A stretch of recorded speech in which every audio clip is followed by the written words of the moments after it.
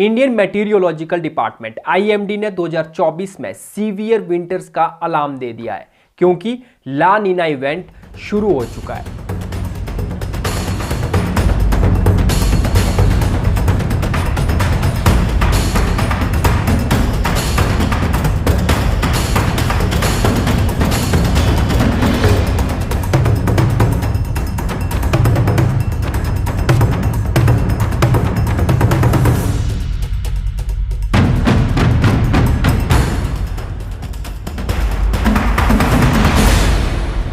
ला नीना आमतौर पर monsoon season के बाद दिखाई देता है, जिससे significant temperature drop, heavy rainfall और साइक्लोन्स देखने को मिलते हैं।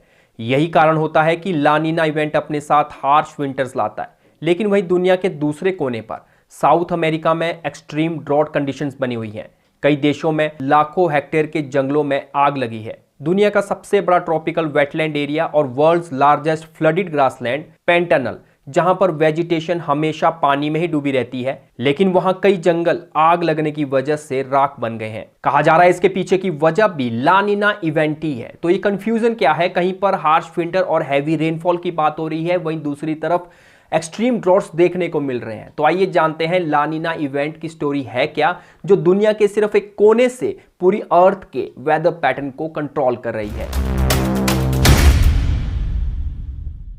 ला नीना और एल नीनो ये दो वर्ड स्पेनिश लैंग्वेज के हैं, जहां एल नीनो का मतलब लड़का है और ला नीना का मतलब लड़की। ला नीना को एल वेजो भी कहा जाता है। ENSO El Nino southern oscillation में एल नीनो और ला नीना दोनों ही इवेंट्स को कंसीडर किया जाता है। एनसो नॉर्मल लेवल होता है, जबकि एल नीनो एनसो का गर्म फेस और ला नीना ठंडा फेस होता है। जनरली एल नीनो और ला नीना हर 4 से 5 साल में आते हैं, और जिसमें एल नीनो इवेंट ला नीना से ज्यादा फ्रीक्वेंटली देखने को मिलता है। सबसे पहले एनसो को समझते हैं कि ये है क्या। वैसे तो ये थोड़ा टेक्निकल टॉपिक है, लेकिन हम इसे बहुत ही आसान भाषा में समझने वाले हैं। सोचिए, एक स्विमिंग पूल की एक साइड पर अगर टेबल फैन रख दिया जाए तो हवा के साथ साथ पानी भी दूसरी साइड बहना शुरू हो जाएगा। अब सोचिए कि ये स्विमिंग पूल पैसिफिक ओशन है। आप साउथ अमेरिका के वेस्टर्न कोस्ट पर उस पंखे के साथ खड़े हैं। जो हवा फैन से आ रही है वो ट्रेड विंड्स हैं, जो लगातार हमारी पृथ्वी के इक्वेटर से 30 डिग्री नॉर्थ और 30 डिग्री साउथ में साल भर ईस्ट से वेस्ट की तरफ चलती रहती है। अगर आप इक्वेटर के नॉर्थ में हो, ये हवाएं नॉर्थ ईस्ट से आएंगी, जबकि इक्वेटर के साउथ में इसका उल्टा हो जाता है, वहां ये साउथ ईस्ट की डायरेक्शन से आती हैं। और पुराने समय में सेलर्स इन्हीं हवाओं से अपनी नाव को धक्का लगाकर समुद्र में सफर करते थे, इसीलिए इनका नाम भी इनके काम पर ही रखा गया था, ट्रेड विंड्स। पोल्स के मुकाबले इक्वेटर और इसके आसपास के इलाकों में धूप की किरणें बिल्कुल सीधी पड़ती हैं। इस वजह से वहां टेम्परेचर भी बढ़ जाता है, जिस वजह से वहां ज्यादा बादल बनेंगे और ज्यादा बारिश देखने को मिलती है। इसीलिए तो आपने देखा होगा दुनिया के सबसे बड़े रेन फॉरेस्ट हमें इक्वेटर के नजदीक ही देखने को मिलते हैं। इसीलिए पैसिफिक ओशन में भी सरफेस वाटर का टेम्परेचर बढ़ जाता है। अब ये ट्रेड विंड्स जब ईस्ट से वेस्ट की तरफ चलेंगी तो साथ में इस गर्म पानी को भी अपने साथ वेस्ट की ओर ले जाएंगी। लेकिन जब पानी एक साइड से दूसरी साइड जाएगा तो अब नीचे से गहराई का ठंडा पानी ऊपर आकर उसकी जगह ले लेगा। मतलब धीरे धीरे जैसे जैसे ये साइकिल ईस्ट से वेस्ट की तरफ चलता रहेगा, ईस्ट साइड में नीचे का ठंडा पानी लगातार ऊपर की तरफ आता रहेगा। पानी का इस तरह से ऊपर आते रहना अपवेलिंग कहा जाता है। और एक समय ऐसा आएगा जब वेस्ट साइड पर बिल्कुल गर्म पानी रहेगा और ईस्ट साइड में बिल्कुल ठंडा पानी। जहां भी पानी गर्म होगा वहां लो प्रेशर और हाई टेम्परेचर की वजह से इवेपोरेशन फास्ट होगी, जिस वजह से बादल बनेंगे और बारिश भी होगी। इस दौरान वेस्टर्न पैसिफिक के ऑस्ट्रेलिया और एशिया में अच्छी बारिश देखने को मिलती है, और इंडियन सब कॉन्टिनेंट में भी इसी वजह से स्ट्रॉन्ग मॉनसून विंड्स को देखा जाता है। ईस्ट की तरफ चलने से पानी की सर्कुलेशन अपवेलिंग कंडीशन को बनाती है, जिसकी वजह से नीचे के माइक्रो न्यूट्रिएंट्स जो समुद्र के बिल्कुल तल में मौजूद होते हैं वो भी अब पानी के साथ ऊपर सरफेस तक आ जाते हैं। ये न्यूट्रिएंट्स मछलियों को खाना बहुत पसंद है, इसीलिए इनको खाने के लिए मछलियों का मेला लगा होता है। और इसी बात का फायदा साउथ अमेरिका के मछुआरे उठाते हैं, और पेरू की फिशिंग इंडस्ट्री वर्ल्ड फेमस है। इसे नॉर्मल कंडीशन कहा जाता है, या आप इसे एनसो भी कह सकते हैं। अब सेकंड केस के बारे में समझते हैं कि एल नीनो के केस में क्या होगा। मान लीजिए आपने फैन को ही बंद कर दिया, या यूं कह लीजिए कि ट्रेड विंड्स वीक पड़ गई या फिर रिवर्स डायरेक्शन में चलना शुरू हो जाती हैं, तो उस केस में अब साउथ अमेरिका का सरफेस वाटर अब ऑस्ट्रेलियन साइड तक नहीं पहुंच पाएगा। इससे पेरू साइड पर ज्यादा गर्म पानी रुक जाएगा। जब पानी की सर्कुलेशन ही रुक जाएगी तो अपवेलिंग कंडीशंस भी नहीं बन पाएगी। इसी वजह से एल नीनो के टाइम पर पेरू की फिशिंग इंडस्ट्री को करोड़ों का नुकसान होता है और इसी एल नीनो की वजह से मॉनसून विंड्स भी कमजोर पड़ जाती हैं। नतीजा साउथ ईस्ट एशिया और इंडिया में कम बारिश देखने को मिलती है और इसी वजह से बहुत बार ये देखा गया है कि भारत में एवरेज से 20% कम रेनफॉल रिकॉर्ड की गई है। आज भी साइंटिस्ट सिर्फ इतना ही जानते हैं कि एल नीनो सिर्फ एक 2 से 7 साल के बीच आने वाला वेदर इवेंट है जो सिर्फ एक बार के लिए 9 से 12 महीने तक एक्टिव रहता है। आज भी ये क्लियर नहीं है कि मॉनसून और एनसो के बीच जो कोरिलेशन है कैसे काम करता है। वहीं दूसरी ओर ला नीना की कंडीशन एल नीनो से बिल्कुल अपोजिट होती है।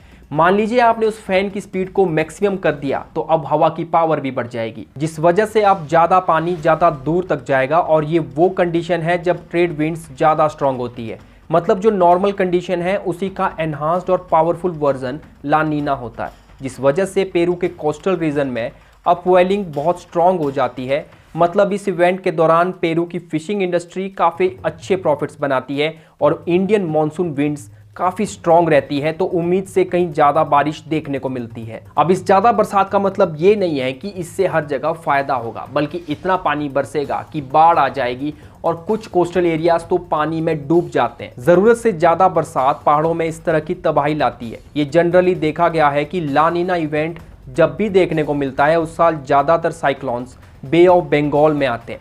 जैसे अभी बीते 2 महीनों में दाना और फेंजोल जैसे साइक्लोन्स सभी बे ऑफ बंगाल में ही देखने को मिले। National oceanic and atmospheric administration NOAA और वर्ल्ड मेट्रोलॉजिकल डिपार्टमेंट WMO ये दोनों एनसो रिलेटेड इवेंट्स को लगातार मॉनिटर करते हैं और एनालाइज भी करते हैं। लेकिन 2021 से 2023 के बीच 3 साल का ला नीना इवेंट था, जिसे ट्रिपल डिप ला नीना भी कहा जाता है। इन दोनों ऑर्गेनाइजेशन ने वो इंपॉर्टेंट इवेंट को मिस कर दिया और ये सेंचुरी का ये अपनी तरह का पहला इवेंट था और ऐसी ही गलतियों की वजह से इनकी क्रेडिबिलिटी पर अक्सर क्वेश्चन मार्क लगते रहते हैं। वैसे इंडियन मेट्रोलॉजिकल डिपार्टमेंट IMD की क्रेडिबिलिटी पर भी क्वेश्चन बहुत बार उठाया जाता है, क्योंकि IMD कुछ महीनों पहले हार्श विंटर्स के बारे में बात कर रहा था। फिलहाल वही महीने एवरेज लेवल से कहीं ज्यादा गर्म साबित हुए और अब WMO ने कुछ ही दिन पहले एक स्टेटमेंट जारी करते हुए कहा कि इस बार ला नीना अगले 3 महीनों तक वीक रहने वाला है और उसके बाद भी सिर्फ 55% चांसेस हैं कि ला नीना इवेंट देखने को मिलेगा।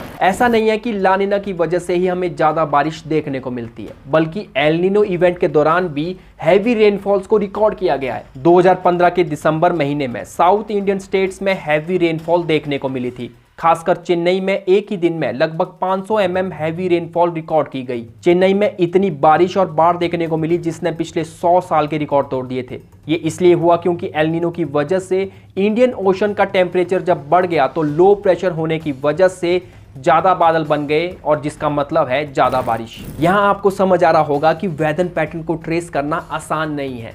Planetary winds, secondary winds, local winds सभी का अपना अपना इम्पैक्ट रहता है और जो हम एनसो के बारे में अभी बात कर रहे हैं वो प्लैनेटरी विंड सिस्टम का हिस्सा है। इसीलिए तो जो भी प्रिडिक्शन की जाती हैं ना ही वो 100% एक्यूरेट होती हैं और ना ही हम उन्हें 100% एनालाइज कर पाते हैं। आपने देखा होगा कि वेदर फोरकास्टिंग क्लाइमेट चेंज के चलते बहुत ही अनप्रिडिक्टेबल हो गई है। इसीलिए एक ही वेदर इवेंट को अलग अलग देशों में डिफरेंटली ऑब्जर्व किया जाता है और सबसे बड़ी बात यह है कि जिस वेदर पैटर्न की वजह से हमारी अर्थ पर लाइफ पॉसिबल हो पाई है, हमें वो जितना आसान दिखाई देता है, रियलिटी में हम उसे समझने में हर बार गलती कर देते हैं। फिलहाल जाते जाते आपके लिए क्वेश्चन छोड़ रहा हूं कि क्लाइमेट चेंज और ग्लोबल वार्मिंग से निपटने के लिए हम इतनी सालों से जो बातें करते आ रहे हैं, जहां हमारी पॉलिसीज, हमारे फ्यूचर डिसीजन तक इनसे जुड़े हुए हैं, तो आपको क्या लगता है कि जो हम इनके रिजल्ट सोचकर बैठे हैं कि आने वाले टाइम में हमें ग्लोबल वार्मिंग या क्लाइमेट चेंज से ये रिजल्ट देखने को मिलेंगे, क्या हम सही डायरेक्शन में सोच भी रहे हैं